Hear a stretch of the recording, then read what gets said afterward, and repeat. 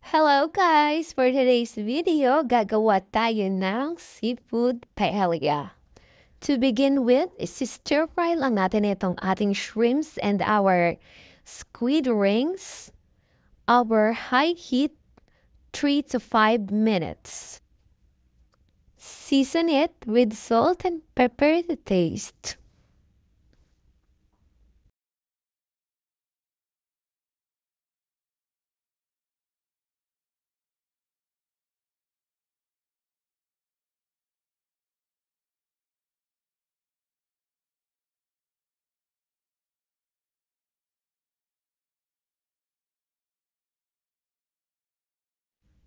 So pag ready na tong shrimp and squid natin, set aside lang natin.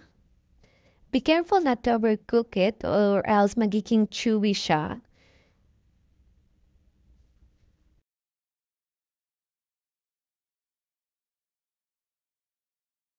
Into our clams. Papakuluan na natin to siya using our chicken stock which is ginawa natin beforehand in 5 minutes or hanggang sa magbuka na siya.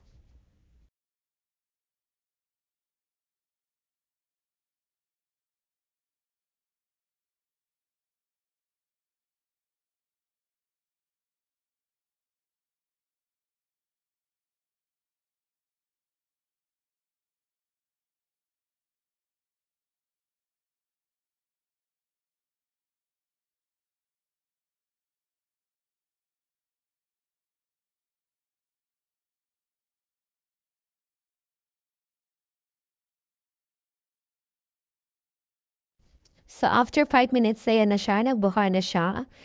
So set aside din natin to. And maglalagay din tayo dito ng chicken thigh.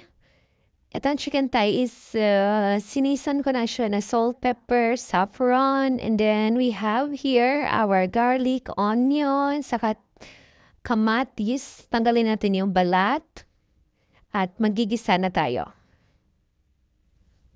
So basic, gisa-gisa, garlic, sibuyas, kamatis without the balat. We have the chicken here. Okay. At this time, ilalagay natin yung ating calrose rice. So, gamit tayo dito ng calrose rice and take note na yung rice natin is hindi natin siya huhugasan. Ayan, nilagay na natin yung rice and then let's add some olive oil and a little halo-halo.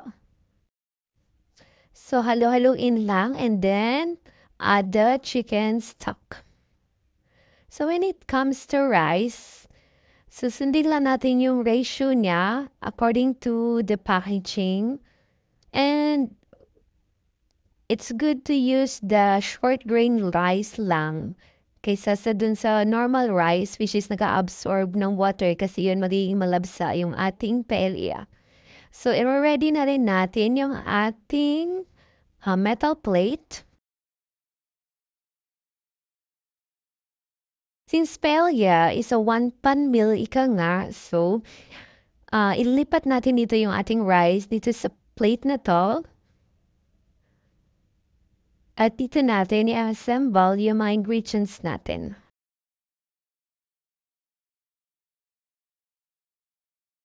So, make sure na yung plate natin is presentable na rin kasi ito na rin yung magiging serving dish natin after. So, ang rice natin is around 85% lang siya nilito kasi steam pa natin to siya. And now, let's put some of our ingredients. So, ilalagay na natin dito our shrimps, our squid, our clams, chicken,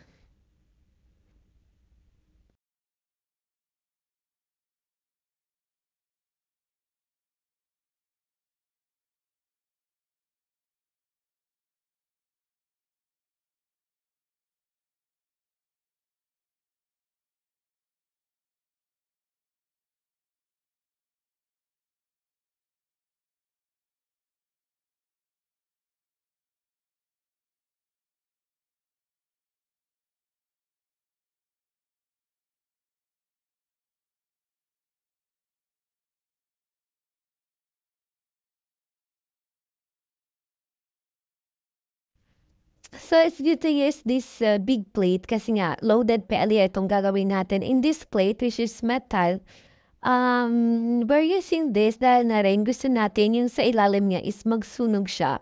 Or we call it dilpong, or in Spanish, they call it sakarat. It is a well-loved part ng paella, yung tutong, yung dikit niya.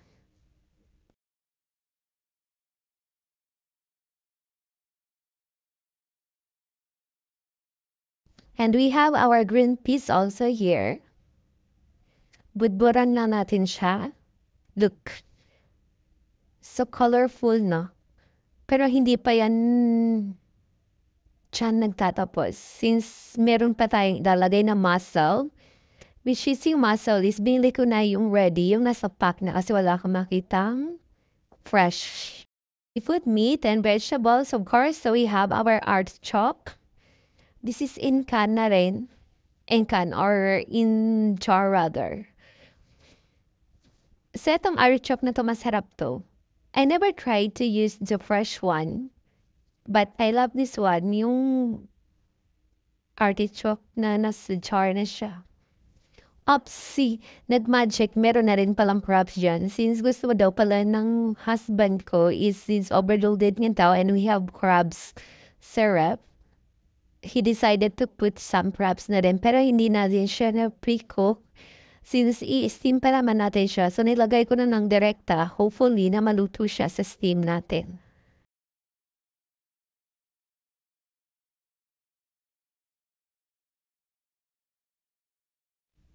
Okay, so can we just skip to the good part? Okay, so ayan na siya. We have our rice, chicken, shrimp, squid, clams, mussels, green peas, our artichoke.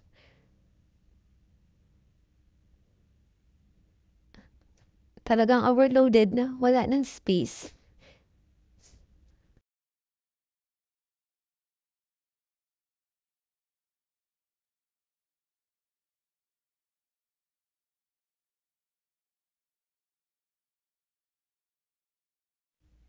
Sorry guys, kinamay ko na talaga siya. Nawa-multitasking kasi ako. So, habang hinihintay ko maluto yung mga ibang ingredients, so, may mga ibang ginagawa ko. So, sagabal lang talaga yung gloves for me. And so, maglalagay din tayo dito ng red bell pepper. Pwede din tayong gumamit ng sa jar na. They have also this roasted one. But I use the fresh one as well for the extra color and added aroma na rin.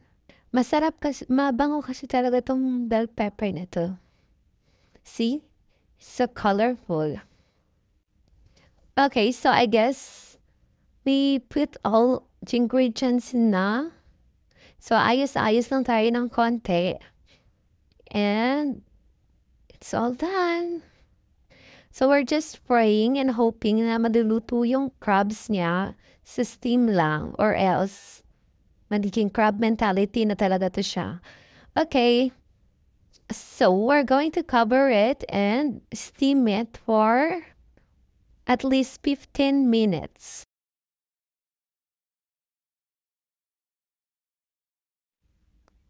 So cover it with foil and lagyan lang natin siya ng hole over medium-high heat for 15 minutes. And ta-da! Presenting our loaded seafood paella. Yan. Oops. So guys, that's it. Our loaded seafood paella. I'm gonna put the ingredients in the description below. And please like and subscribe. Green Skipper. Thank you. Bye-bye.